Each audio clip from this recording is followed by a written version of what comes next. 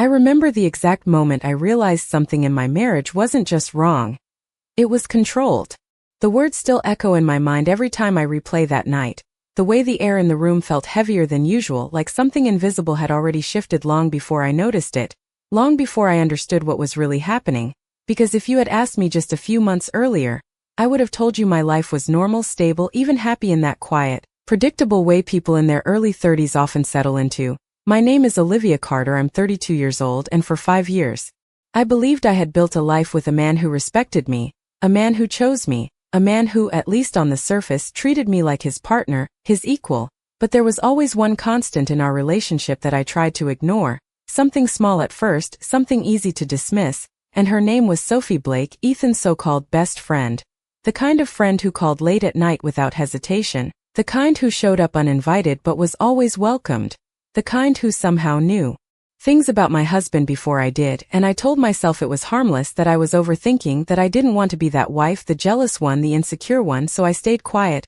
I smiled when she walked into our house like she belonged there. I nodded when Ethan defended her. I swallowed the discomfort every time she made a comment that felt just slightly too personal, too sharp to be accidental, because that's what you do when you want to protect something. You convince yourself it's still worth protecting. But the night everything changed didn't start with shouting or anger. It started quietly, almost casually, with the three of us in the living room, the soft hum of the TV in the background, a glass of wine untouched in my hand, and Sophie laughing at something Ethan said like she had heard it 100 times before. Like she was part of a version of his life I didn't fully belong to. And I remember looking at them, really looking for the first time, noticing the way he leaned toward her just slightly, the way she spoke over me without hesitation, the way my presence in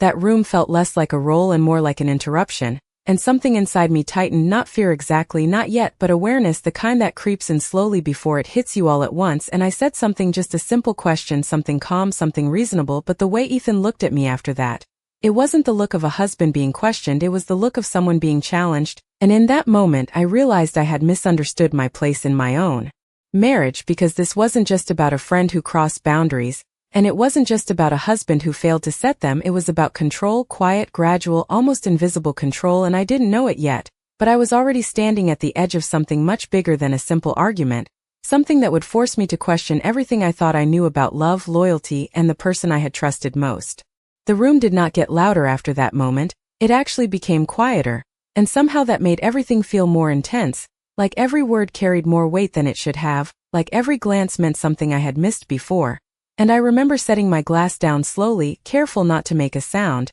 because suddenly I felt like I was walking on something fragile, something that could crack if I moved too quickly. And Sophie was still smiling, still relaxed, like nothing had changed, like the tension I felt did not exist for her at all. And Ethan leaned back into the couch with that same calm expression, the one that used to comfort me but now felt distant, almost rehearsed, and I told myself to stay composed, to stay reasonable, because that was always my role in this relationship. The one who kept things balanced, the one who did not overreact, so I chose my words carefully. I asked why she had been coming over almost every day that week. I asked why plans between Ethan and me kept getting interrupted, and for a second there was silence, just a second, but it was enough to feel the shift, enough to see the way Sophie's eyes flicked toward Ethan before she answered, like she was waiting for his cue. And that was the first detail that made my chest tighten, because it was subtle, but it was there. And then she laughed, light and effortless, and said I was imagining things, that she just happened to be nearby more often lately, that it was not a big deal. And Ethan nodded immediately, backing her up without hesitation. And that was when something inside me sank, because he did not even consider my perspective, not even for a moment, and instead of addressing what I said, he turned it into something else entirely. He told me I had been stressed, that I had been acting different, that maybe I needed to relax more. And the way he said it sounded calm, almost caring, but it did not feel like concern, it felt like dismissal, like my words had been taken and reshaped into something small, something insignificant. And I felt that familiar doubt creeping in, the one that makes you question your own memory, your own instincts, and I hated that feeling. I hated how quickly it made me second-guess myself. And Sophie watched the whole exchange with that same quiet smile, not interrupting, not defending, just observing, like she was already confident in how it would play out. And the longer I sat there, the more I realized this was not a one-time situation, it was a pattern, something that had been building slowly while I kept convincing myself it was nothing. And I could feel the distance between me and Ethan growing in real time, not because we were shouting or arguing, But because he was no longer standing beside me, he was standing somewhere else entirely, and for the first time I felt like I was not part of a partnership, I was part of a dynamic I did not fully understand, one where the rules were already decided without me. And I remember thinking, if this is how it feels when everything is calm, what happens when it is not? And that question stayed in my mind longer than anything else that night, because deep down I already knew the answer would not be simple, and it would not be something I could ignore anymore. The next morning did not feel like a new day. It felt like a continuation of something unfinished, like the tension from the night before had settled into the walls of the house and was waiting for me the moment I opened my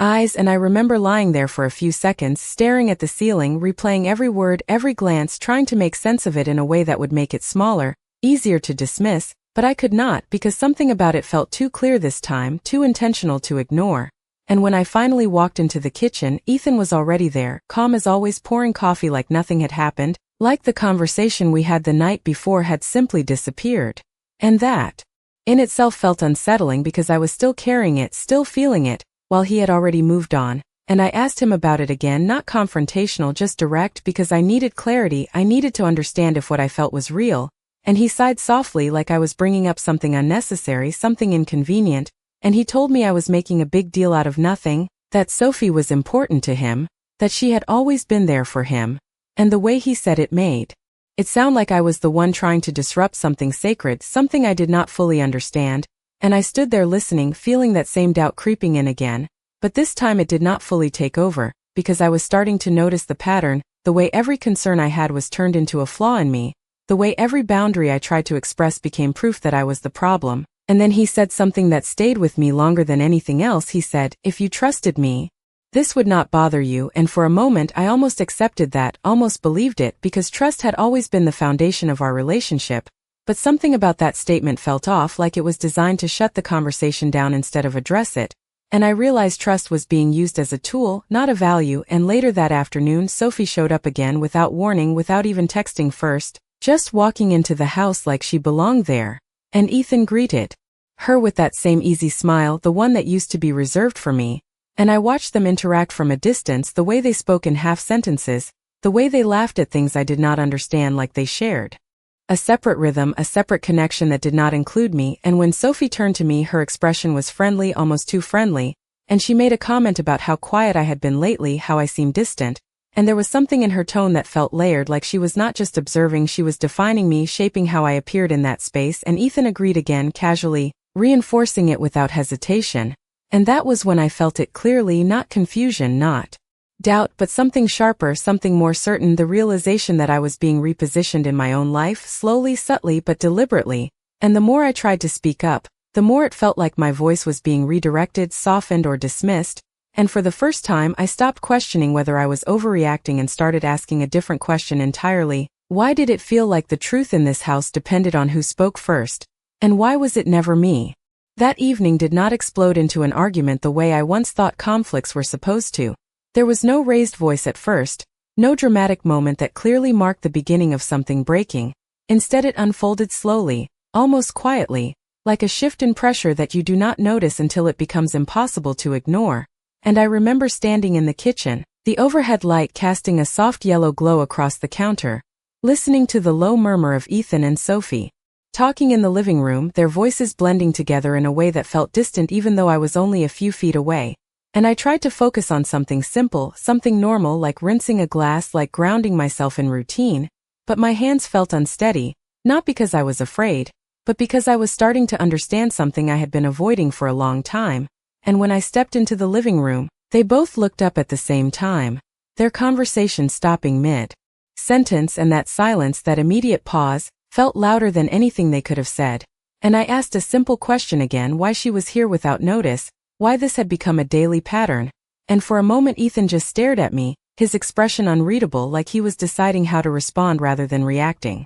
naturally. And then Sophie spoke first, her tone light but edged with something sharper underneath, saying that I was making things uncomfortable, that I was turning a normal friendship into something negative. And Ethan nodded again, reinforcing her words before I even had a chance to respond. And I felt it clearly then, the way the conversation was being shaped before I could participate in it, the way my perspective was being framed as the problem from the very beginning. And I tried to stay Calm, I told them I was not accusing anyone, that I just wanted boundaries, something reasonable, something respectful, but Ethan's expression shifted slightly, not into anger, but into something colder, something more controlled, and he said I was overthinking, that I needed to stop creating tension where there was none, and the more he spoke, the more I felt like I was being repositioned again, like my reality was being rewritten in real time. And Sophie watched quietly this time, her eyes moving between us, not intervening, just observing, like she already knew how this would end. And that was the moment something inside me stopped trying to soften itself. I realized I had been adjusting my tone, my words, even my emotions just to keep the peace,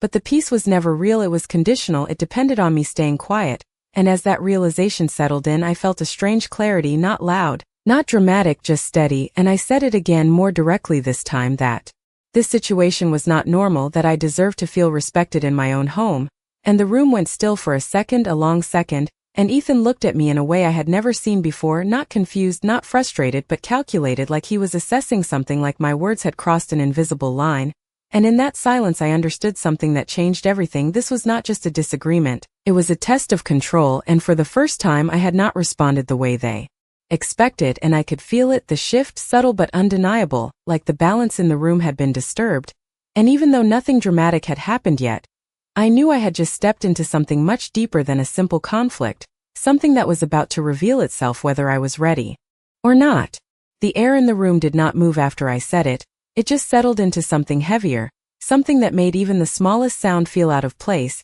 and I could feel both of them watching me, not surprised, not confused, but attentive in a way that felt deliberate, like I had just said something they had been waiting for. And Ethan let out a slow breath, almost like he was steadying himself, but his voice when he spoke was calm, controlled, too controlled, and he told me I needed to stop escalating things, that I was turning a simple situation into something unnecessary, and the way he said it made it sound like I was the one creating conflict, like I had introduced tension into a space that had been perfectly fine before I spoke. And I felt that familiar pressure again, the one that tries to push you back into silence, the one that tells you it would be easier to just let it go. But this time it did not fully take hold, because I had already seen too much, already felt too much to go back to pretending, and I told him quietly that it was not simple for me, that being ignored in my own home was not something I could just overlook. And for a second, just a second, his expression shifted, not into anger, but into something sharper, something that revealed how little patience he actually had for what I was saying.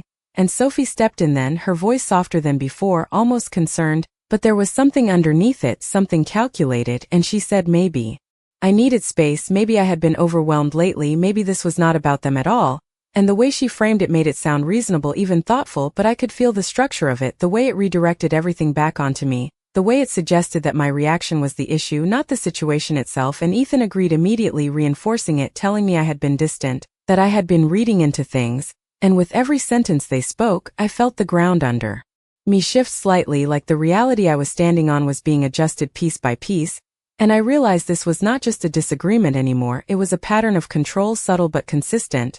And the more I tried to hold on to my perspective, the more they worked to reshape it, and I could feel myself being pushed toward a version of the story where I was the unstable one, the unreasonable one, the one who needed to step back. And that realization did not come with panic, it came with clarity, a quiet, steady awareness that settled in my chest. And I stopped arguing for a moment, not because I agreed, but because I needed to observe, to understand how far this would go. And the silence that followed felt different, heavier, like something was building just beneath the surface. And Ethan looked at me again, this time longer, like he was waiting for me to fall back into place, to apologize, to soften, to become the version of myself that kept everything smooth. And when I did not respond the way he expected, when I did not immediately correct myself or step back, I saw it, the subtle shift in his posture, the tension that had not been there before, and in that moment I understood something that made everything else suddenly make sense. This was not about resolving conflict, it was about maintaining control, and I had just interrupted it. And even though nothing outwardly dramatic had happened yet, I could feel it clearly, the line had been crossed, and whatever came next was not going to be small,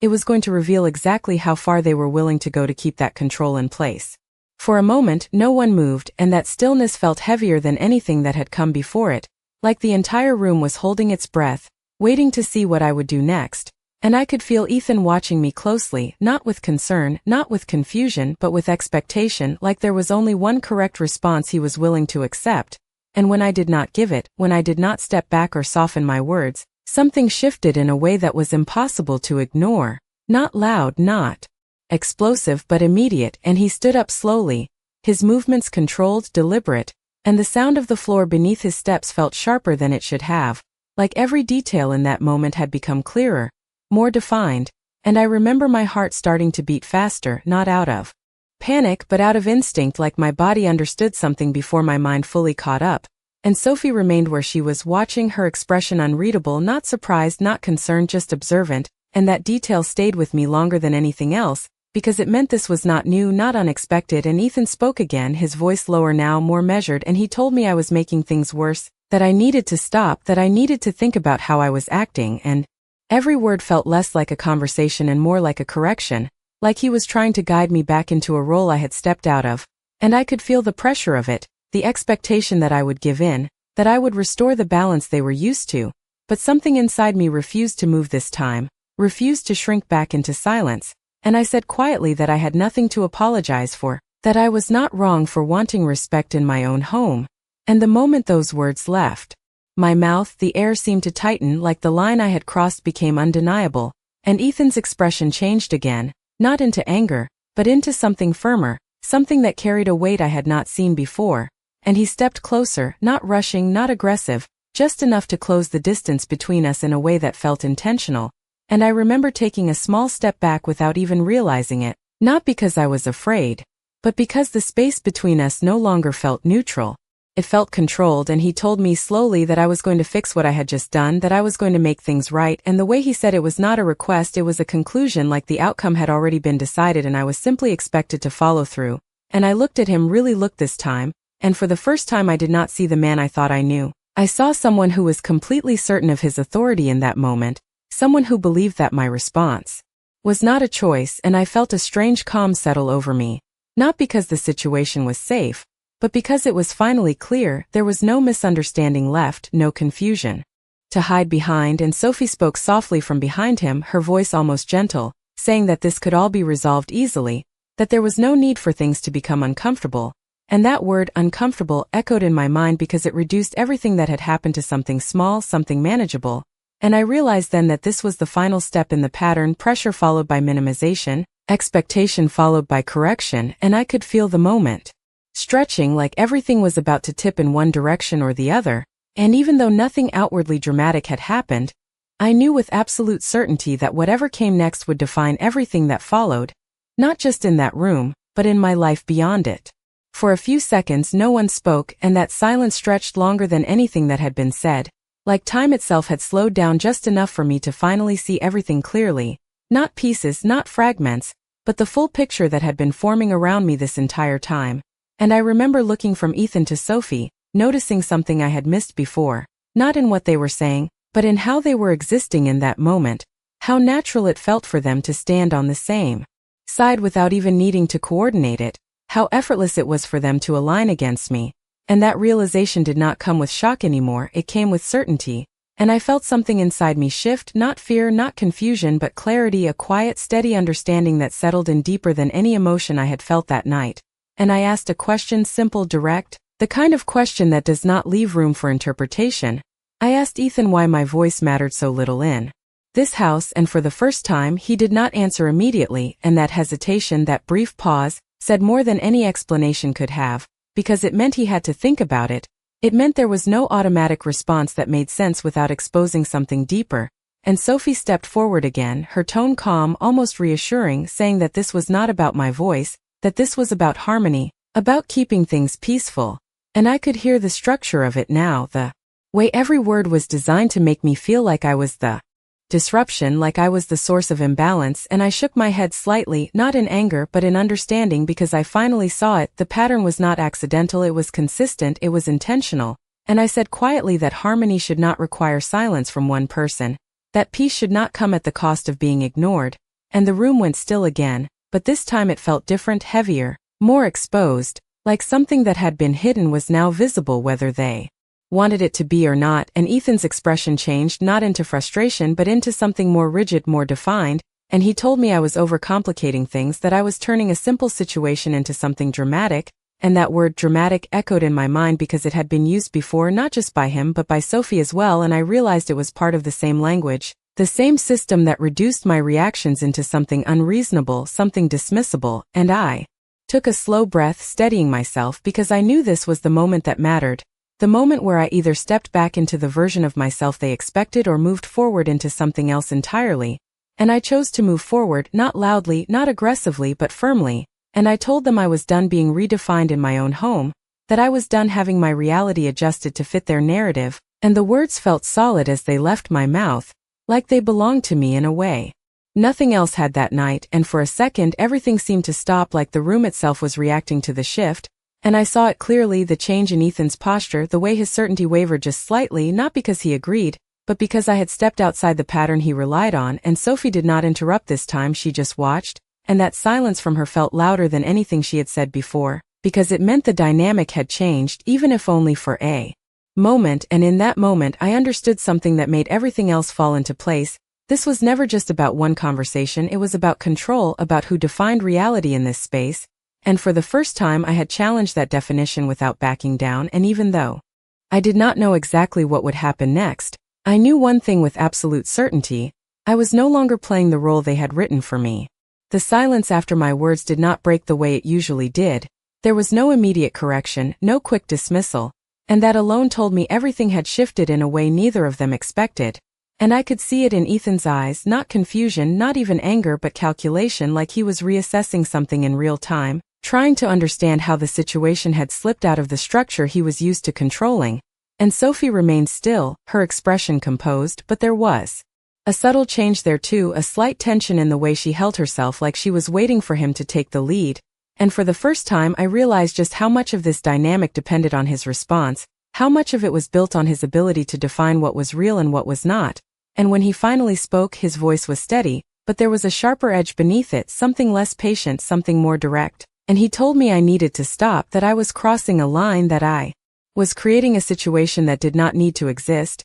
and I listened, not interrupting, not reacting the way I would have before, because I was no longer trying to defend myself within their version of reality. I was observing it from the outside, seeing it for what it was, and when he finished I did not raise my voice, I did not argue. I simply said that I was done accepting a version of events where my experience did not matter, and the simplicity of that statement seemed to land differently. Heavier because it was not emotional, it was final, and for a moment no one spoke again, and then Sophie stepped forward, her tone softer than before, almost careful, saying that this did not have to turn into something bigger, that misunderstandings happen, that maybe we all just needed to reset and move forward. And the way she said it sounded reasonable, even calming, but I could hear what it really was: an attempt to close the situation without addressing it, to restore the balance, without changing anything underneath it. And I shook my head slightly, not rejecting her but rejecting the pattern, and I said that moving forward without clarity was not moving forward at all, it was just repeating the same cycle, and I could feel the weight of that truth settle in the room,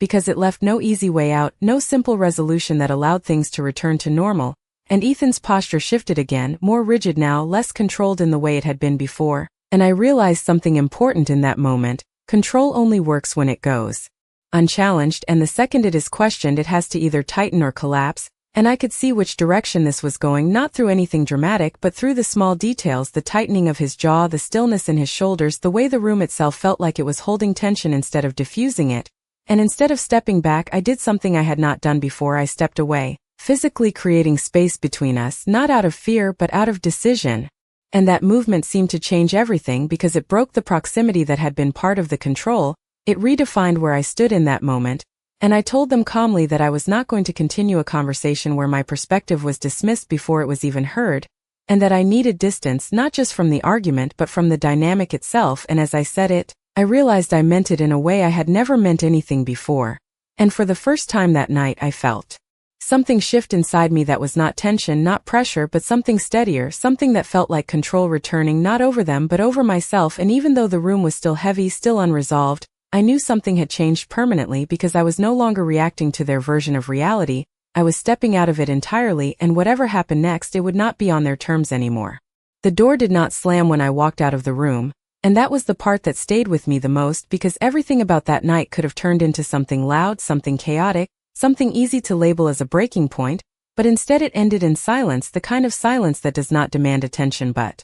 lingers long after you leave it behind, and I remember stepping into the hallway, the light dimmer there, the air cooler, and for the first time in what felt like hours, I took a full breath, not shallow, not controlled, just natural, and it felt unfamiliar, like I had been holding something in without realizing it. And as I stood there, I could still hear their voices behind me, lower now, more contained, like the conversation had shifted the moment I removed myself from it. And that detail mattered because it confirmed something I had already begun to understand. The dynamic only functioned when I stayed inside it, when I reacted, when I tried to fix it, and the moment I stepped out, it lost its structure, and that realization settled in quietly but firmly, and I walked toward the front door, not rushing, not hesitating, just moving with a clarity I had not felt in a long time, and I picked up my keys from the small table near the entrance, the same place I had left them earlier. That day when everything still felt normal, or at least what I thought was normal, and I paused for a second, looking back down the hallway, not out of doubt but out of recognition,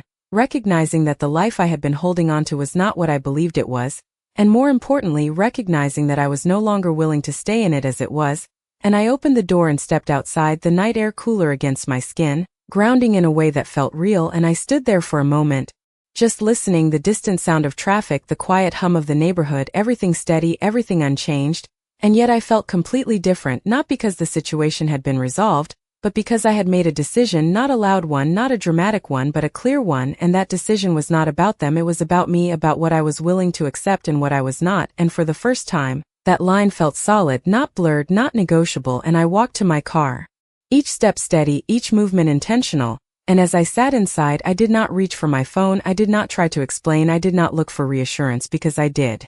not need it anymore. The clarity I had found did not depend on anyone else agreeing with it, it existed on its own, and as I started the engine, I realized something that changed everything. Control is not always taken, sometimes it is given slowly, quietly over time, and the only way to take it back is